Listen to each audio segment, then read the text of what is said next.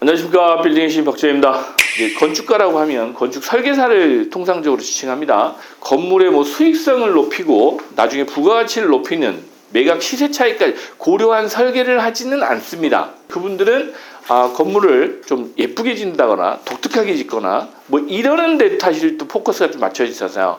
공간의 효율이나 목적이나 이런 부분보다는 디자인적인 요소에 조금 중요도가 좀 편중돼 있다. 그 다음에 이제 시공사는 효율적이고 합리적이면서 싸게 빨리 짓는 게 목적이죠. 그래서 그 건축사하고도 이해 충돌이 많이 생겨요. 결국 여러분은 이 모든 걸 다 고려해서 시세 차익과 수익성을 내셔야 되는 거기 때문에 여러분들이 알고 계셔야 된다라는 측면에서 오늘 설명을 드리는 시간입니다.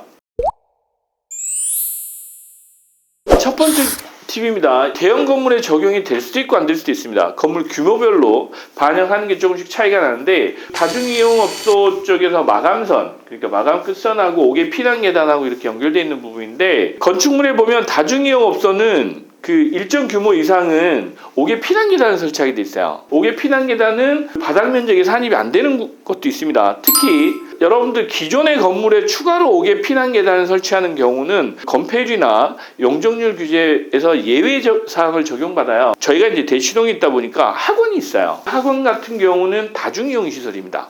그러다 보니 이런 사례들이 빈번히 발생을 해요. 기존에는 이게 피난 계단이 없어서 그럼 어떻게 할 거냐라고 할 때 저희들이 이거를 이제 제안을 드리죠. 옥외 외부 계산할 때 지표면 1m 이하는 건축물에서 제외한다. 이 부분이 있는데, 건축을 하고 나서 적용하기는 어렵습니다. 그 수익률을 높이시려고 지하를 이제 파시는데, 지하를 설치하시게 되면 이거는 면적이 산입이 안 되는데, 통상은 이런 부분은 건축사가 다 반영해 놓습니다. 특별히 이런 부분을 알고 계시는 게 중요한 거고, 이 다음이 더 중요한 내용입니다. 옥외 계단을 설치를 하게 되면 용적률을 인센티브처럼 받을 수 있다라는 부분인데, 이것도 이제 대형 건물에는 사실 적용이 어렵습니다. 15층 이상 건물 같은 경우는 이제 일반 피난 계단이 있고 특별 피난 계단이 있어요. 그래서 계단이 통상 2개가 설치가 되는데, 그 특별 비단은 또 구조가 있어요. 그 법규 제한이 있기 때문에 5개 계단은 현실적으로 어렵습니다. 그런데 중소형 건물들, 예를 들면 10층 이하의 소형 건물, 꼬마 빌딩이라고 표현하겠습니다. 그 건물들을 신축하실 때는 5개 계단을 설치하시면 용적률 부분에서 많은 이득을 좀 누리실 수 있다. 1m 구간이 면적 산입이 안 된다라고 하는데, 벽체에서 1m입니다. 이 길이로 보면 상당하죠. 한 10m 정도 된다고 하면 10제곱평방미터입니다. 예를 들면 10층이면 그러면 한 30평 이상 혜택을 보시는 거예요. 소형 건물들 같은 경우는 임대 면적이나 이런 부분에서 수익률도 높이면서 많은 공간 활용도가 생긴다. 이 부분은 설계할 때부터 건축사하고 얘기를 하시면서 좀 제안을 해보실 필요가 있는 거죠. 그다음에 옥상 조경입니다. 이제 1층에 조경 면적이 부족한 경우에 옥상에 조경을 일부 반영을 합니다. 이 부분 이제 법규상 그 건축법에 있는 내용이니까 찾아보시면 여러분들 쉽게 검색이 가능하세요. 중요한 거, 도심지에 루프탑을 설치하면서 적은 면적 임대하면서 조경을 잘 만들고 루프탑 계획을 잘 세우신다고 하면 공간 효율도 높이면서 수익률을 극대화할 수 있다. 그래서 나중에 매각할 때도 충분한 수익을 만들어내실 수 있고 매각 차익도 많이 거두실 수 있다. 100평 대지에 50평 건폐율의 건물을 짓는다고 예를 들어보겠습니다. 옥상에다가 근생 용도로 5평만 허가를 받아 놓으시면 이거 5평 임대하시면 됩니다. 옥상 루프탑에 카페나 비즈니스를 하실 수 있는, 리테일 쪽에 하실 수 있는 5평짜리 근생 시설을 만들어 놓으면 임대료는 얼마를 받을 수 있냐? 강남 기준으로 말씀드리면 한 150 정도는 받을 수 있습니다.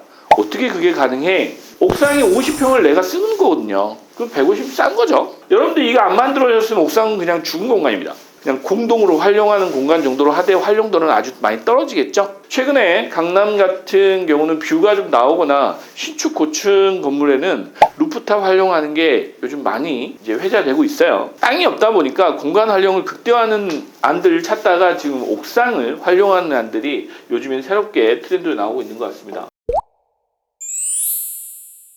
그 다음에 여러분들 이제 건물 밸류업 한다고 그래서 최근에 이제 리모델링이 많이 유행을 했죠. 첫째, 그 리모델링이 가능한지를 먼저 확인하셔야 돼요. 워낙 검토하고 여러분들이 확인하실 내용들이 많아요. 근데 부동산에서 보면 단순하게 지금 3종 일반 주거지역의 용적률이 250%입니다. 서울 기준으로. 한 170%, 180% 지어진 건물이면 여기 리모델링 하시면 됩니다. 라고 해서 그 설명을 해주세요. 근데 못하는 건물도 많이 있습니다. 첫째, 주차 대수가 안 돼서 못하는 건물도 많고요. 그 다음에 정화조 용량이 안 되는 경우도 많습니다. 면적이 넓어지면 장애인 시설을 해야 되는 경우도 많아요. 그 다음에 그 소방 관련한 시설이 또 설치가 돼야 되는 부분도 있고, 오히려 우리 흔한 말로 배보다 배꼽이 더 큰 경우도 많이 생깁니다. 그래서 이 기본적인 법규 내용을 확인하고 리모델링이 가능한지 사전에 검토를 해보고 그걸 말씀해 주셔야 돼요. 대치동을 예를 들면 대치동 같은 경우는 학원 상권입니다. 이 학원 상권의 특징이 뭐냐면 그 면적 규제나 시설 규제가 많습니다. 아까 말씀드렸듯이 뭐 다중이용 시설이다 보니까 그런 기준들이 많은데 무턱대고 그냥 빌라 같은 거를 용도 변경해서 학원으로 바꾸시면 됩니다 라고 하시는 분들이 있어요. 그거 쉽지 않습니다. 그 법규 꼼꼼히 따져보셔야 되고 시설 기준도 정확히 보셔야 됩니다. 근데 예전에 주차 규제가 많이 완화됐을 때 지은 빌라는 또 어렵습니다. 근데 주차장 규제가 심한 좀 강화됐을 때 지어진 빌라는 가능합니다. 왜? 다세대나 다가구 주택 같은 경우 주차장 규제가 강화돼서 일반 업무시설이나 이런 데보다 주차 규제가 좀 주거 쪽은 강화돼 있어요. 그래서 주차 대수 같은 경우는 조금 수월하죠. 해결하기가. 면적이 있습니다. 일반 학원 인허가를 받을 수 있는 부분하고 소형 학원들이 있는데 그 보습 학원은 학원이 아닙니다. 엄밀하게 보면 학원이라고 하기보다는 학원 인가가 안 나죠. 교습소로 봤죠, 그죠?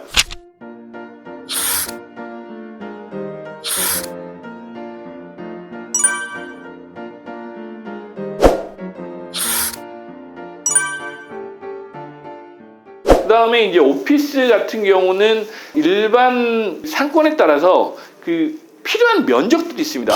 그래서 그 면적을 좀 보셔서 임대를 하시는 게 유리하다. 예를 들면 대형 면적의 오피스 같은 경우는 그걸 분할해서 면적하시는 게 수익률을 높이시는 방법이기도 하고, 어떤 때는 테란노나 이런 그 중심 상권에 있는 데는 대형 면적을 요구하시는 기업들이 많아요. 그런 데는 소형 평형보다는 대형 평형이 더 유리하겠죠. 그런데 이제 기본적으로 수익률이 높은 건 소형 평형을 분할해서 하는 게 수익률은 높습니다. 이런 부분은 이제 결과적으로 여러분들 수익하고 또 빌딩의 가치하고 결국은 그 가치가 높으면 시세 차익도 많이 낼 수 있는 부분이니까 그런 부분 쪽에서 좀 검토해 보시면서 신축을 하시면 좋겠다. 그래서 오늘 뭐 이 정도는 알려드려야 건물 신축할 수 있겠다라는 팁을 좀 몇 가지 말씀드렸는데, 사실 오늘 말씀드린 건 100분의 1도 안 됩니다. 뭐 그렇다고 이거 못하는 건 아닙니다. 결국은 다 하실 수 있는 부분이기 때문에 조금 더 신중하게 접근하시고 신중하게 검토하셔서 많은 좀 투자 수익을 내실 수 있는 방법을 좀 각자 좀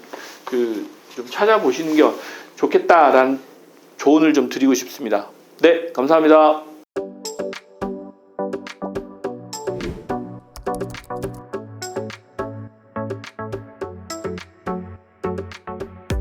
그럼 좋아요, 구독, 알람 설정까지 여러분의 성공 투자를 함께 하겠습니다.